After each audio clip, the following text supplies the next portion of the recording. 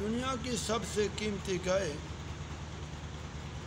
یہ بہت ہی اہم اور نہایت ہی شاندار قرآنی واقعہ ہے، اور اسی واقعہ کی وجہ سے قرآن مجید کی سورت کا نام سورہ بقرہ گائے والی سورت رکھا ہوا ہے۔ اس کا واقعہ یہ ہے کہ بنی اسرائیل میں ایک بہت ہی نیک اور صالح بزرگ تھے۔ ان کا ایک ہی بچہ تھا جو نابالغ تھا، اور ان کے پاس فقط ایک گائے کی بچھیا تھی۔ اس بزرگ نے اپنی وفات کے قریب اس بچھیا کو جنگل میں لے جا کر ایک جھاڑی کے پاس یہ کہہ کر چھوڑ دیا کہ یا اللہ، میں اس بچھیا کو اس وقت تک تیری امانت میں دیتا ہوں کہ میرا بچہ بالغ۔ اس کے بعد اس بزرگ کی وفات ہو گئی، اور بچھیا چند دنوں میں بڑی ہو کر درمیانی عمر کی ہو گئی، اور بچہ جوان ہو کر اپنی ماں کا بہت ہی فرما بردار اور انتہائی نیکوکار ہو۔ اس نے اپنی رات کو 3 حصوں میں تقسیم کر رکھا تھا۔ ایک حصہ میں سوتا تھا، ایک حصہ میں عبادت کرتا تھا، اور ایک حصہ میں اپنی ماں کی خدمت کرتا۔ اور روزانہ صبح کو جنگل سے لکڑیاں کاٹ کر لاتا، اور ان کو فروخت کر کے 1/3 رقم صدقہ دیتا، 1/3 اپنی ذات پر خرچ کرتا، اور 1/3 رقم اپنی والدہ کو دے دیتا۔ ایک دن لڑکے کی ماں نے کہا، میرے پیارے بیٹے، تمہارے باپ نے میراث میں ایک بچھیا چھوڑی تھی جس کو انہوں نے فلاں جھاڑی کے بعد جنگل میں خدا کی امانت میں سونپ دیا۔ اب تم اس جھاڑی کے بعد جا کر یوں دعا مانگو کہ اسے حضرت ابراہیم اور اسماعیل اور اسحاق کے خدا، تو میرے باپ کی سونپی ہوئی امانت مجھے واپس دے۔ اور اس بچھیا کی نشانی یہ ہے کہ وہ پیلے رنگ کی ہے، اور اس کی کھال اس طرح چمک رہی ہوگی کہ گویا سورج کی کرنیں اس میں سے نکل رہی۔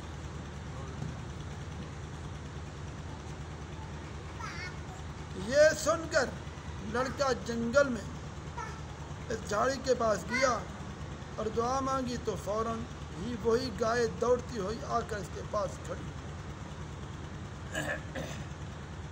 اور یہ اس کو پکڑ کر گھر لایا۔ تو اس کی ماں نے کہا، بیٹا، تم اس گائے کو لے جا کر بازار میں 3 دینار میں فروخت کر لاؤ، لیکن کسی گاہک کو بغیر میرے مشورے کے مت دینا۔ ان دنوں میں بازار کی گائے کی قیمت بازار میں 3 دینار ہی تھی۔ بازار میں گاہک آیا، اور جو در حقیقت فرشتہ تھا، اس نے کہا، میں گائے کی قیمت 3 دینار سے زیادہ دوں گا، مگر تم ماں سے مشورہ کیے بغیر گائے میرے ہاتھ فروخت کر دو۔ لڑکے نے کہا، تم خواہ کتنی بھی زیادہ قیمت دو، مگر میں اپنی ماں سے مشورہ کیے بغیر ہرگز اس گائے کو نہیں بیچوں۔ لڑکے نے گھر آ کر سارا ماجرا بیان کیا، تو ماں نے کہا کہ یہ گاہک شاید کوئی فرشتہ ہو، تو بیٹا، تم اس سے مشورہ کرو کہ ہم اس گائے کو ابھی فروخت کریں یا نہ کریں۔ چنانچہ لڑکے نے بازار میں جب اس گاہک سے مشورہ کیا، تو اس نے کہا، ابھی تم اس گائے کو فروخت نہ کرو، آئندہ اس گائے کو حضرت موسیٰ علیہ السلام کے لوگ خریدیں گے، تو تم اس گائے کے چمڑے میں بھر کر سونا اس کی قیمت طلب کرنا، تو وہ لوگ اتنی ہی قیمت دے کر خریدیں۔ چنانچہ چند ہی دنوں کے بعد بنی اسرائیل کے بہت مالدار آدمی جس کا نام عامل تھا، اس کے چچا کے دونوں لڑکوں نے اس کو قتل کر دیا، اور اس کی لاش کو ایک ویرانے میں ڈال دیا۔ صبح کو قاتل کی اطلاع شروع ہوئی، مگر جب کوئی سراغ نہ ملا، تو کچھ لوگ حضرت موسیٰ علیہ السلام کی خدمت میں حاضر ہوئے اور قاتل کا پتہ پوچھا۔ تو آپ نے فرمایا، تم لوگ ایک گائے ذبح کرو، اور اس کی زبان یا دم کی ہڈی سے لاش کو مارو، تو وہ زندہ ہو کر خود ہی اپنے قاتل کا نام بتا دے۔ یہ سن کر بنی اسرائیل نے گائے کے رنگ، اس کی عمر وغیرہ کے بارے میں بحث و قرید شروع کر دی۔